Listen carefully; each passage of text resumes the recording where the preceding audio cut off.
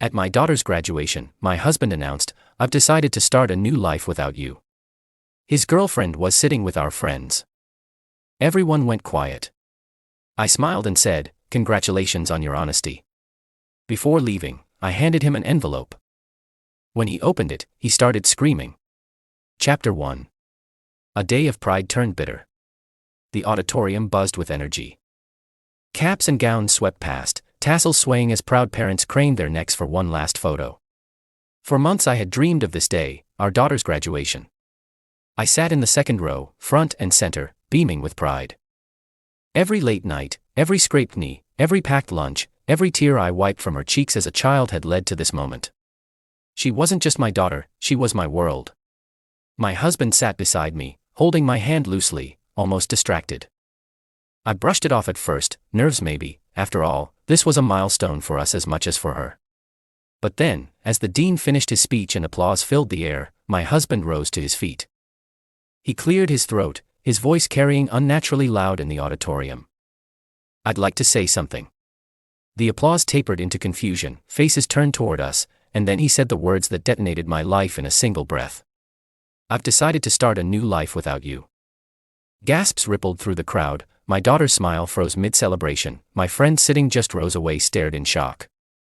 And then I saw her, his girlfriend, sitting smugly among them, watching like she was entitled to my seat, my family, my life. The humiliation was instant, the silence afterward deafening. I didn't cry, I didn't scream.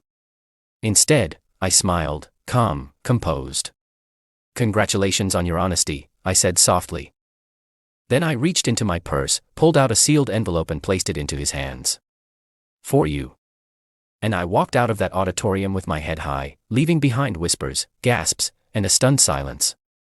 What he found inside would make him scream. Chapter 2. The envelope opens. The envelope was small, cream-colored with his name written neatly on the front. When I placed it in his hand, he smirked like it was some dramatic gesture that meant nothing. He thought it was a goodbye letter, maybe even a plea. But when he tore it open, the smirk drained from his face. The contents inside were 3 documents, bank statements, showing that every major account he thought he controlled had already been transferred. The accounts were empty, the balances frozen, his access had been cut off the night before. Property deeds, legal papers proving that the house, the cars, and even the lake cottage were all in my name, thanks to a series of quiet moves I had made years earlier. Moves he never noticed because he was too busy chasing fun. Legal papers, a set of preliminary divorce filings with attached evidence. Photos, messages, and hotel receipts documenting his affair. Collected meticulously, undeniable.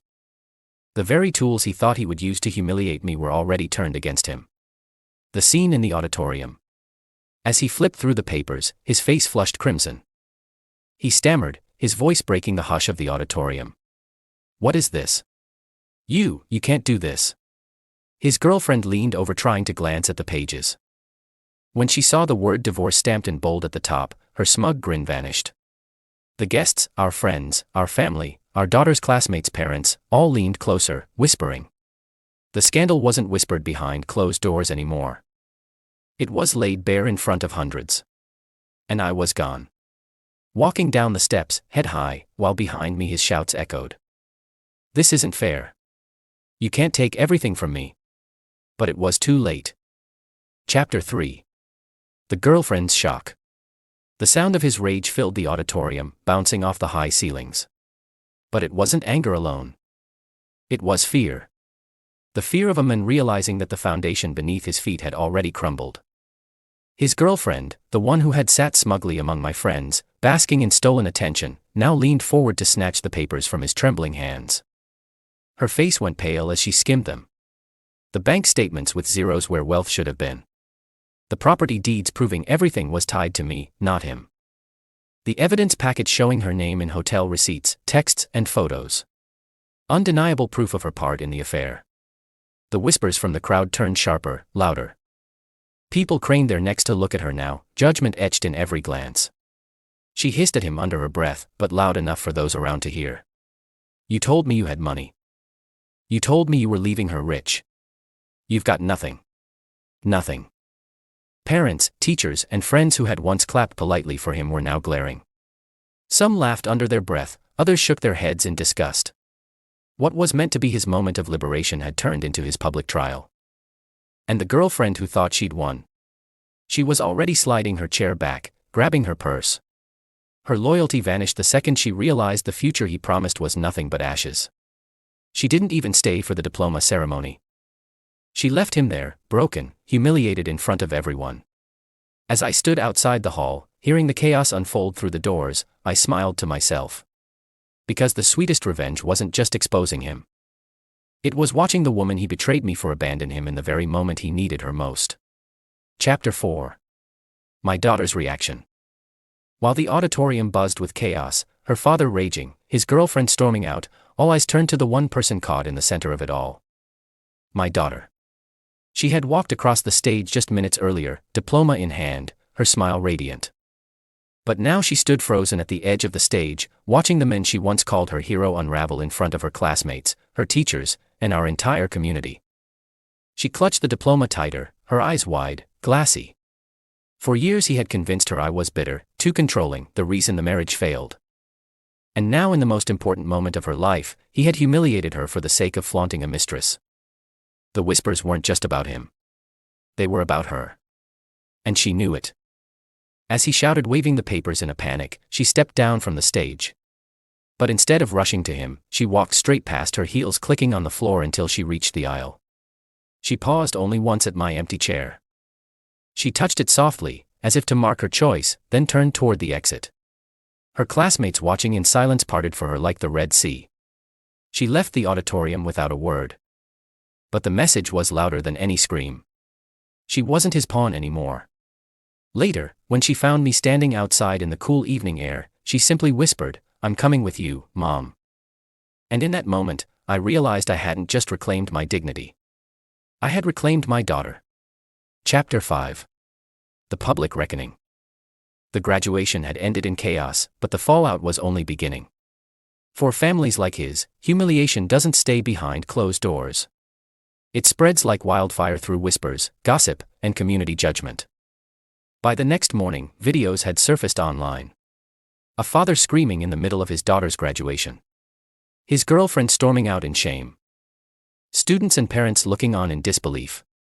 The man who once carried himself as a pillar of stability, respected among our friends and neighbors, was now a punchline. People didn't see success or dignity when they looked at him anymore. They saw betrayal and weakness. Our friends, the very ones who had sat next to his mistress at the ceremony, stopped returning his calls. His colleagues at work whispered behind his back. Parents from our daughter's school avoided him entirely, their eyes full of contempt. He had thought he was choosing a better life. Instead, he had chosen to destroy his standing in the one circle that mattered most, his own family and community. I didn't defend myself. I didn't speak publicly. I let the documents, the images, and his own outbursts do all the talking. Because the most powerful revenge isn't shouting louder, it's letting truth echo until it drowns out every lie. The same man who tried to humiliate me in front of hundreds had succeeded only in humiliating himself. And the best part? I didn't even have to raise my voice. Chapter 6. The final lesson: time has a way of magnifying humiliation, and his betrayal had already become a story passed from one dinner table to another. But for me and my daughter, the real power of that day wasn't just in what he lost, it was in what we gained. The girlfriend who had been his bold declaration of freedom vanished from his life within a week. She hadn't signed up for him and stripped of wealth, respect, and dignity. She left him in the same silence I had walked away with. Only hers was colder. At work, he faced the consequences of his public meltdown. Senior partners questioned his judgment, his reliability.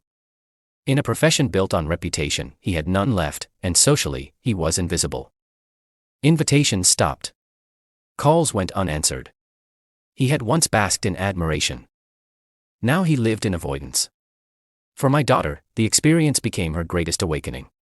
She told me later that she felt ashamed at first, humiliated by the whispers at her graduation. But then she realized something powerful. She didn't inherit his shame. She inherited my resilience.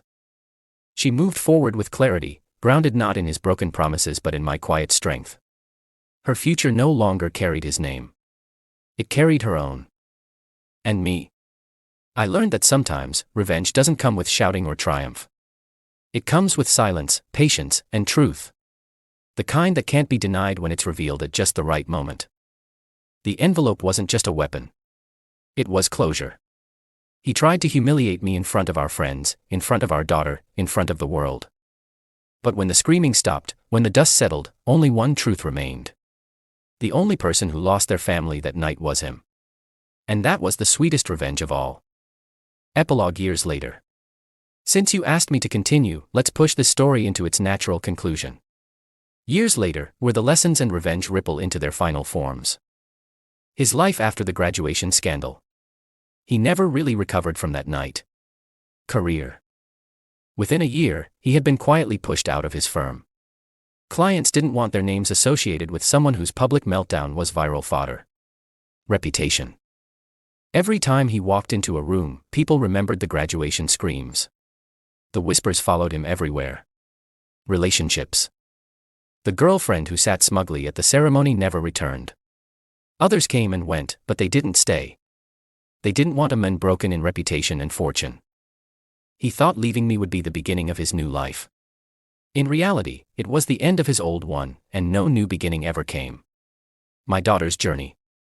The graduation that should have been stained forever by shame became, oddly, her turning point. She told me years later that walking out of that hall and choosing me was the moment she learned what loyalty really meant. She built her future on that principle.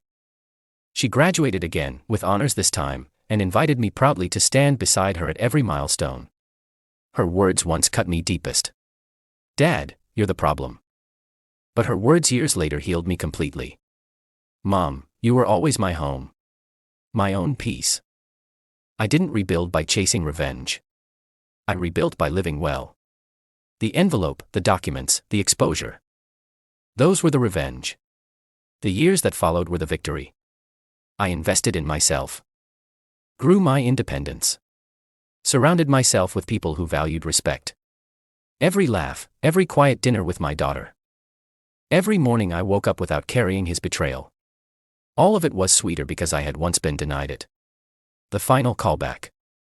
At graduation, he had announced, "I've decided to start a new life without you." He thought it was his triumph. But years later, it was clear. The only new life that began that day was mine. And it was better than anything he could ever destroy. Was this revenge perfectly justified? Tell us what you have think about this story in the comments below.